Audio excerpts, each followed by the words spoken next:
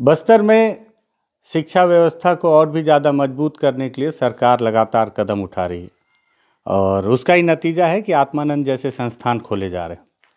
आत्मानंद संस्थान को लेकर मैंने इसके पहले वाले वीडियो में भी जिक्र किया था और सुकमा ज़िले में हूँ तो लगातार अंदरूनी इलाकों में यहाँ पे मैं शिक्षा की व्यवस्था पर भी नज़र डालता चल रहा हूँ ताकि मैं अपने दर्शकों को भी दिखा सकूँ कि अंदरूनी इलाकों में शिक्षा की क्या स्थिति है।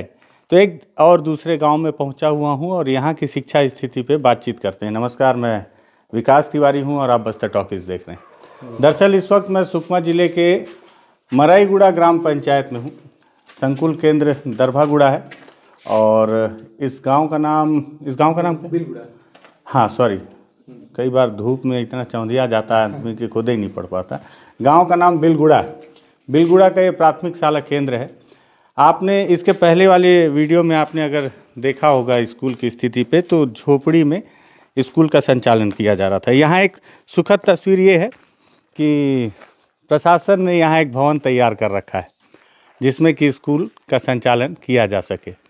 पहली से लेकर 5वीं तक की क्लास यहाँ पे संचालित हैं, लेकिन गांव वाले यहाँ बच्चों को भेजते हैं या नहीं भेजते, इस पर दुनिया भर की बातचीत है और क्या स्थिति है उसको लेके यहाँ जो शिक्षक महोदय, उनसे बहुत निवेदन किया हूँ, तब ये बात करने को तैयार हुए हैं। पहले तो ये बोल रहे थे कि मैं अधिकृत नहीं हूँ, लेकिन इन्हें थोड़ा सा तरस आया कि नहीं यार, दूर से आए तो बातचीत कर लेनी चाहिए। बहुत स्वागत है आपका शिक्षक महोदय। क्या नाम है आपका? यतेंद्र कुमार। यतेंद्र जी। यतेंद्र जी, ये बताएं कि कौन सा क्लास है यहाँ पे, मतलब पहली से 5वीं तक आप बताइए। पहली, हाँ, प्राथमिक शाला है, पहली से 5वीं तक का। और कितने बच्चे हैं यहाँ? 6 बच्चे हैं। सिर्फ 6 बच्चे? 6 बच्चे, हाँ। तो ऐसा क्या कारण है कि सिर्फ 6 ही बच्चे हैं और शिक्षक आप अकेले ही? हाँ, अब मेरा पोस्टिंग अभी 1 महीना पहले हुआ था यहाँ। अच्छा, हाँ। आपके पहले कौन थे? मेरे पहले एक रेड्डी सर करके थे। हाँ। वो थे। तो मतलब यहाँ एक ही शिक्षक की पोस्टिंग है। तो 6 बच्चे सब एक ही क्लास के हैं? नहीं, पहली में और चौथी में है। पहली और चौथी में? हाँ। तो ये कैसा गणित है, मतलब पहली फिर सीधे चौथी? नहीं, यहाँ पर होता ही हो सर, बच्चे जो है ना, इसके पालक ये जान रहे हैं, यही समझ रहे हैं कि गांव में रहेंगे बच्चे तो दूसरे गतिविधि में जाएंगे या कुछ दूसरा सीखेंगे। यहाँ पर के घर जाते हैं तो हिंदी तो बोलते नहीं है माता पिता, तो बच्चे हिंदी सीखे अंदर और हाँ, और उसके बाद जैसे कोंटा है तो बड़ी जगह रहते हैं तो बच्चे थोड़ा सा सड़क पे जाएंगे। अच्छा, यानी उनका सोच का दायरा बढ़ जाएगा वहाँ पर, ये सोच के कुछ बच्चों को जो भर्ती कर सकते हैं पोटा केबिनों में। अच्छा, तो मतलब यहाँ के जो बच्चे हैं वो पढ़ रहे हैं, लेकिन पोटा केबिन में? हाँ। तो टोटल कितने बच्चे होंगे जो पहली से 5वीं तक के होंगे इस गांव में, अगर आप संज्ञान में हो तो? यहाँ पर करीब 15 बच्चे। अच्छा। हाँ, बाकी बच्चे जो है ना बाहर पढ़ रहे हैं। 6 बच्चे यहाँ पढ़ रहे हैं। 15 में से 6, मतलब 9 बच्चे बाहर पढ़ रहे हैं। हाँ, बाहर पढ़ रहे हैं पहली से 5वीं तक के। ठीक है। तो और यहाँ पे क्या क्या व्यवस्था, मतलब मध्याह्न भोजन सब? फिर मध्याह्न भोजन है, बनता है, अभी थोड़ी देर पहले ही भोजन करके। तो आज क्लास लगी थी? हाँ, ये गांव, ये आपको फोटो दिखाता हूँ मैं आज का, अभी का।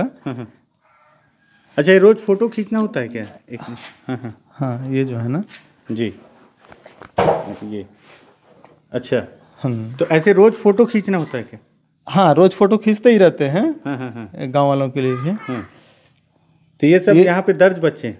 नहीं, सभी दर्ज बच्चे नहीं है, छोटे बच्चे हैं। अच्छा, जो भी आ जाए सबको भोजन कराया जाए? आंगनबाड़ी का यहाँ तो है ही नहीं। अच्छा, आंगनबाड़ी नहीं है यहाँ पर? नहीं है। हाँ, तो उसकी भूमिका भी आप ही निभाते हैं? छोटे बच्चे आते हैं तो अपन मना नहीं करते। नहीं, वो तो मना करना भी नहीं। हाँ, बच्चे भी इन्हीं गाँव वालों के हैं, रसोइया भी इन्हीं के गाँव का ही है। नहीं, बिल्कुल सभी लोग। हाँ, तो खाना तो हर किसी को, बल्कि बुजुर्ग भी आए उसको भी खिला। हाँ, खिला देते हैं। ठीक बात। तो भवन बना हुआ है। और अच्छी बात यह है कि यहाँ पे मैं कई जगह पे देखता हूँ कि एक तो भवन ही नहीं है और कई जगहों पे भवन है भी, तो विद्युत की व्यवस्था नहीं है, लेकिन यहाँ पे पूरा बिजली कनेक्शन है और ये पंखा लगा हुआ है और तमाम व्यवस्थाएं। तो लाइट है यहाँ पे? गांव में ही ट्रांसफार्मर खराब है। अच्छा। हाँ, तो लाइट है ही नहीं?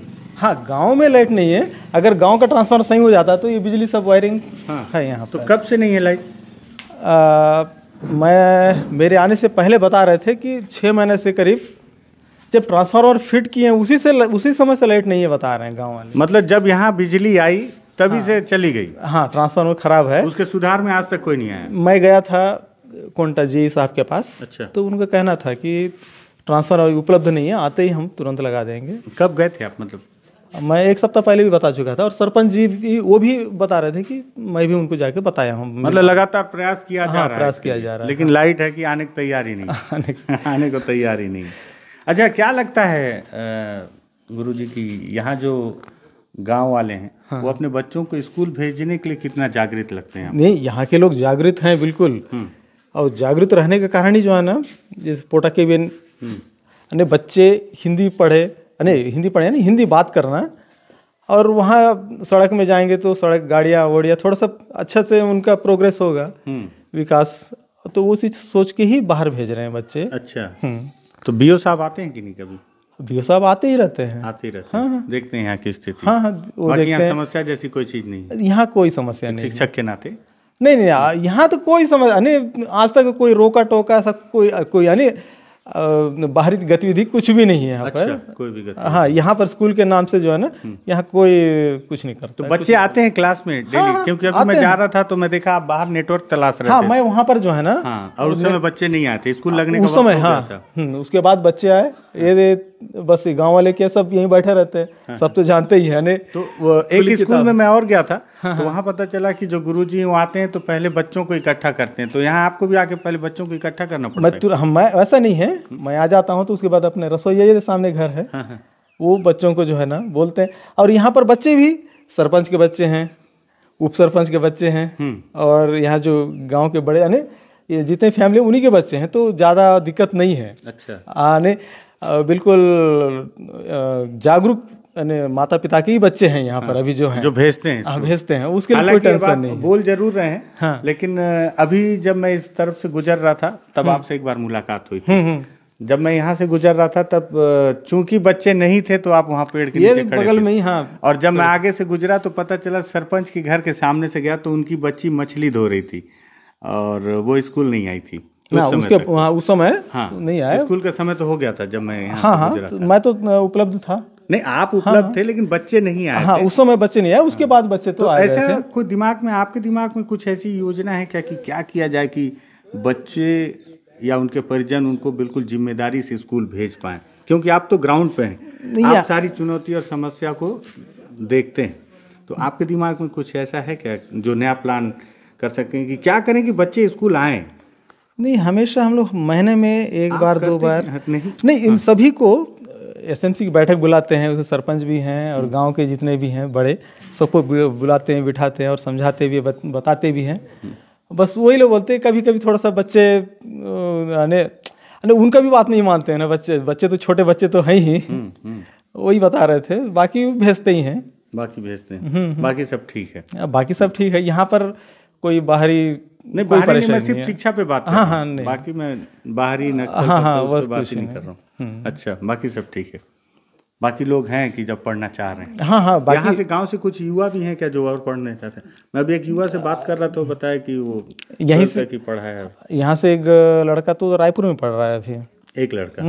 लेकिन कई लड़के पढ़ाई भी छोड़ दिए। हाँ, एक लड़का बता रहा था पैसे की कमी की वजह से कॉलेज नहीं कर पाया। तो ऐसे लोगों से भी आप संपर्क करते हैं क्या कि ठीक है आप एक शिक्षक हैं लेकिन इस गांव में आते हैं, 6 ही बच्चे हैं, तो मेरे को लगता है बहुत ज़्यादा समय आपके पास बचता होगा यहाँ पर। हाँ, समय तो आप इस बारे में कभी संज्ञान लेते हैं क्या कि गांव का और कौन युवा है जो पढ़ाई छोड़ चुका है, क्या उसको कुछ दूसरे तरीके से मदद की जा सकती है क्या कि वो अपनी पढ़ाई से वापस जुड़ जाए या इस तरह से? मैं इनसे लगातार संपर्क में रहता हूँ और मेरे आज तक कुछ ऐसा किया हुआ? मेरे से जो होता है हर तरह का जो है ना, इनके यानी स्वास्थ्य के प्रति भी, खासकर कई लोगों को जो है ना पेशेंट जैसे गंभीर बीमारी रहता है, तो मैं अभी जैसे ऑलरेडी सुकमा जिला हॉस्पिटल में भर्ती करवा के रखा हूँ मैं। अच्छा। 2 लोगों को वो ठीक भी होके भी आ गए हैं और एक अभी ऑपरेशन के लिए तैयार है वहाँ पर।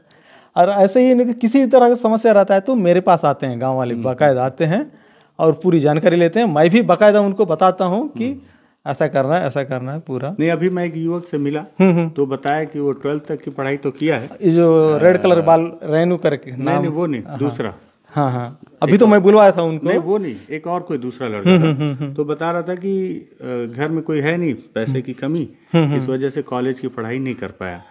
और मेरे ख्याल से सरकार जो है ऐसे बच्चों को पढ़ाने के लिए तमाम योजनाएं चलाती हैं, या कॉलेज में, सरकारी कॉलेज जो होते हैं या हॉस्टल में रह के, तो उन तक पहुंचाना कई बार योजना की जानकारी ही नहीं होती लोगों को हाँ, कि सही उनके लिए बात है। सरकार ये योजना चला रही है। सही बात है। अब वो 12th पास है लेकिन उसको पता ही नहीं है कि वो कॉलेज पढ़ सकता है, सरकार खर्च उठाएगी अगर वो पढ़ना चाहे, लेकिन कोई उसको बताने वाला ही नहीं है, क्योंकि सरकार के तौर पे एक आप आते हैं यहाँ पे हाँ। जो सरकारी मुलाजिम है, सही बात और है। तो कोई ज़्यादा आता नहीं है। हाँ हाँ। तो ऐसे में क्या कभी आप ये सब भी काम करते हैं कि ऐसे बच्चों को वहाँ तक पहुँचाया जाए? अगर करें तो बेहतर हो। नहीं, करें तो बेहतर होगा। और मोटिवेशन में मैं तुमको बताते ही रहता हूँ, अगर कोई एक कदम बढ़ाए तो मैं तो 4 कदम बढ़ा के जो है ना उनके लिए हेल्प करने के लिए हमेशा तैयार रहता हूँ। और गांव वाले खुद बोलते हैं कि आप करते हैं यतीन जी, लेकिन परिणाम जब होता है वो गवाह बनता है कि आपने किया है। परिणाम लेकिन ऐसा है नहीं एक भी मेरे ख्याल से। खैर, लेकिन ये आपकी ड्यूटी नहीं है। मैं आपको बाध्य नहीं कर रहा हूँ कि आपको ऐसा करना ही चाहिए। नहीं, मेरे आए क्या अभी जस्ट 1-1.5 महीना हुआ है, उसी इसके पहले कहाँ थे आप? मैं एराबोर में था। एर्राबोर में सड़क पे थे। अंदर आ गया। हाँ। चलिए ठीक है। तो ये खैर चर्चा इनके ड्यूटी से अलग हट के भी थी। मुझे लगा कि जब बातचीत हो रही है तो तमाम मुद्दों पे बातचीत हो जाए। ये शिक्षा व्यवस्था है, बस्तर के अंदरूनी इलाकों की शिक्षा व्यवस्था देखिए, कहीं पे बच्चे हैं, भवन नहीं है, झोपड़ी में भवन संचालित है, कहीं पे भवन है तो बच्चे नहीं हैं। गुरुजी ने बताया सिर्फ 6 बच्चे यहाँ पे, उसमें भी अजीब है पूरा आंकड़ा, पहली में 2 और चौथी में 4, बीच का दूसरी तीसरी गायब है और 5वीं का तो बंटाधार है। तो खैर ये शिक्षा व्यवस्था है, ये स्कूल है, स्कूल में विद्युत की व्यवस्था है लेकिन पूरे गांव में विद्युत है ही नहीं, तो इसलिए पंखा सिर्फ लटका है जो चलने के लिए तैयार तो है लेकिन बिजली का इंतज़ार है। बिजली के लिए बताया जा रहा है कि इस गांव में ट्रांसफार्मर तो लगा दिया गया है, लेकिन जिस दिन से ट्रांसफार्मर लगा है उसी दिन से वो ख़राब है। अब लगा दिया गया है बड़ी बात है, लेकिन सुधार कार्य किया जाएगा तो बड़ी बात और हो जाएगी, तो शायद गाँव वालों को बिजली की व्यवस्था और उसका लाभ भी मिले। अच्छा गुरुजी, इधर अब तो नक्सली आते नहीं हैं? नहीं, ऐसा कोई मतलब आप तो कभी देखे नहीं होंगे। मैं नहीं देखा। हाँ, तो मतलब अब ये गांव में ऐसा भी नहीं है कि बिजली की व्यवस्था नहीं की जा सकती, या ये छोटी चीज़ें जो मूलभूत कैंप को छोड़कर, क्योंकि मुझे लगता है अंदरूनी इलाकों में जब आप कैंप की स्थापना करते हैं तभी सबसे ज़्यादा दिक्कत होती है, लेकिन ये जो बेसिक फैसिलिटीज़ हैं इसके लिए कोई दिक्कत नहीं होता। हमारे साथ शिक्षक महोदय खुद मौजूद हैं जिन्हें आज तक किसी तरह की समस्या का सामना नहीं करना पड़ा, उसके बावजूद भी सरकार प्रयासरत है कि गांव वाले मुख्य धारा से जुड़ें, गांव वाले सरकार के साथ चलें और गांव वालों के लिए सरकार की सारी योजनाएं पहुँचें। ऐसे छोटी छोटी अलग अलग तरीके से कहानी बताने की कोशिश कर रहा हूँ। अगर लगे कि बहुत सारी योजनाओं का मिक्सचर और बहुत सारी बातचीत इसमें घुस गई हैं, लेकिन बातचीत समझने योग्य है, सोचने योग्य है, समझने लायक है कि बस्तर के अंदर में क्या हो रहा है, तो इस वीडियो को शेयर कर दीजिएगा, बस्तर टॉकीज़ को सब्सक्राइब कर दीजिएगा। धन्यवाद।